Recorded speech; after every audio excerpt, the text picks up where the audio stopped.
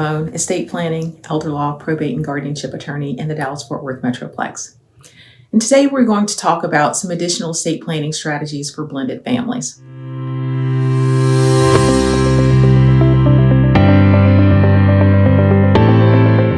A brief look at statistics reveals that family structure has dramatically changed over time, and that there's an astonishing variety of family structures out there. Everything ranging from the traditional nuclear family to blended families of step-siblings and half-siblings headed by parents in a second or later marriage. Arguably the most famous blended family in recent years was the Kardashian-Jenner clan. Bruce, aka Caitlyn Jenner, had 4 children when he married Kris Kardashian, who also had 4 children. They then had 2 children together. Now, it's no secret that at least some of Bruce's children did not get along with some of Kris's children. But I think one thing is certain, that Caitlyn and Kris did some estate planning to ensure their children from previous relationships would inherit from their respective parent. While you may not have family dynamics that are quite so dramatic as the Kardashian-Jenner clan, any blended family situation has issues that need to be addressed.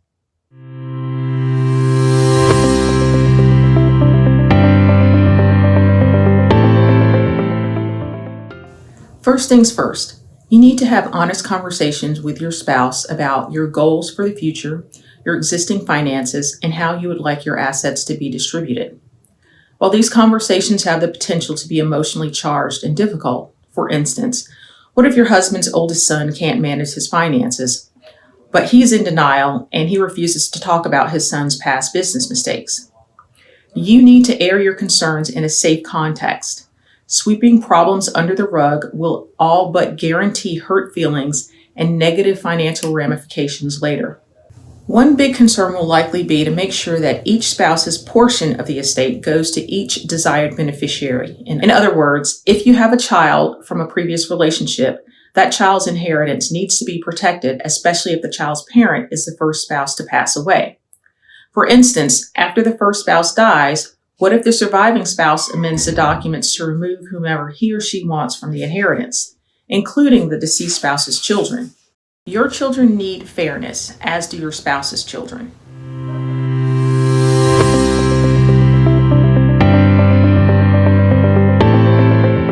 Get creative when planning. Seek guidance from professionals who you trust can help you address the issues presented by your family dynamics. Be open to different solutions.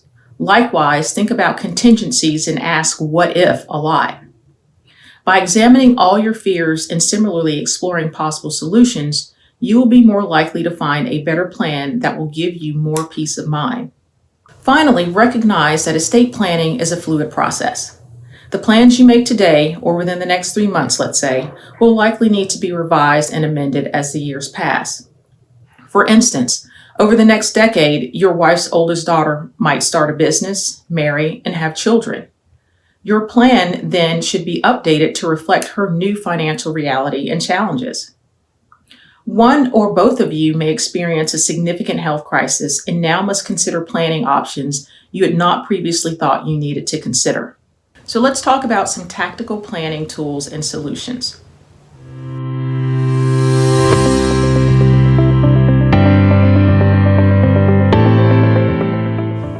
The first is the beneficiary designation form. Do you have a significant amount of your wealth in your retirement accounts and in life insurance policies? The beneficiary designation controls these assets, not your trust or will. So these designations need to be coordinated with your overall estate planning. Think about your estate planning as a whole, as well as these separate accounts. For instance, you may wish to allow your estate to pass to your children while providing a death benefit through a life insurance plan for your surviving spouse. However, do not name minors as beneficiaries since they are not legally able to control assets. If you do, the court will likely appoint a guardian to manage the asset until the child turns 18. Now, there are other options available to allow your spouse and or your children to receive benefits from your retirement account and life insurance policies without court intervention.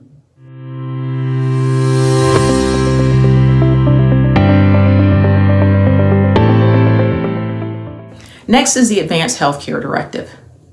A healthcare directive gives you the opportunity to name a trusted family member to make decisions about your healthcare, should you not be able to voice your opinion.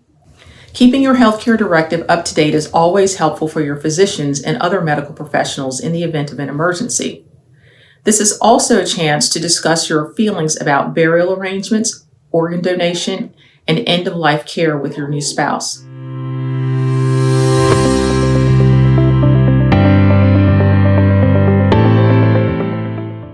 Next up is the power of attorney. Similar to a healthcare directive, a power of attorney gives you the opportunity to name a trusted family member or friend to manage your legal decisions and financial affairs should you not be able to do so yourself. If you've already named an agent under a power of attorney, including a previous spouse, make sure that you revoke that person before naming your children, new spouse, or another trusted individual as your agent. It is also a good idea to keep your power of attorney up to date by renewing it every so often, since powers of attorney that are older than a few years might not be accepted by a bank or third party when needed, despite changes in Texas law aimed at making it more difficult for financial institutions to refuse to accept it.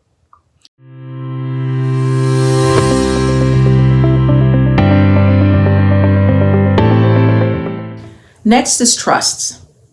In another video, we discussed in more detail the use of certain trusts in blended family situations.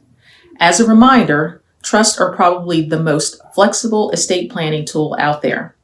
If you haven't had yours looked at in the last 4 years, it's probably worth a review. If it's been longer than 10 years, it's almost certain that it needs to be completely overhauled because there have been so many changes in the laws over the last decade. It might make sense to create a trust that benefits your surviving spouse during his or her lifetime while ensuring that those assets ultimately end up with your beneficiaries that you choose, namely your children. Additionally, you may want your children to receive your separate property, like a family heirloom or ancestral lands, at your death, while other property remains in the trust until your surviving spouse passes, at which time whatever's left will go to your children. Creating these trusts involves multiple considerations, so it's best that we talk about these things before deciding on a path forward.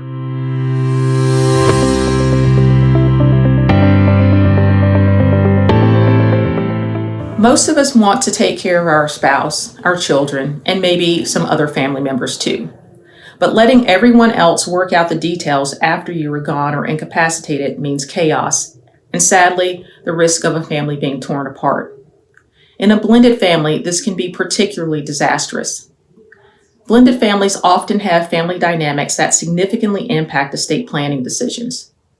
And I hate to break it to you, but when you die, that already tenuous family piece you have is likely to break down completely if you do not have a plan in place. It's not just your immediate marriage that you should be concerned about. The marriages of every beneficiary named in your plan can affect your estate planning. Blended families can't rely on off-the-shelf estate plans or make assumptions based on other families' experiences. Why?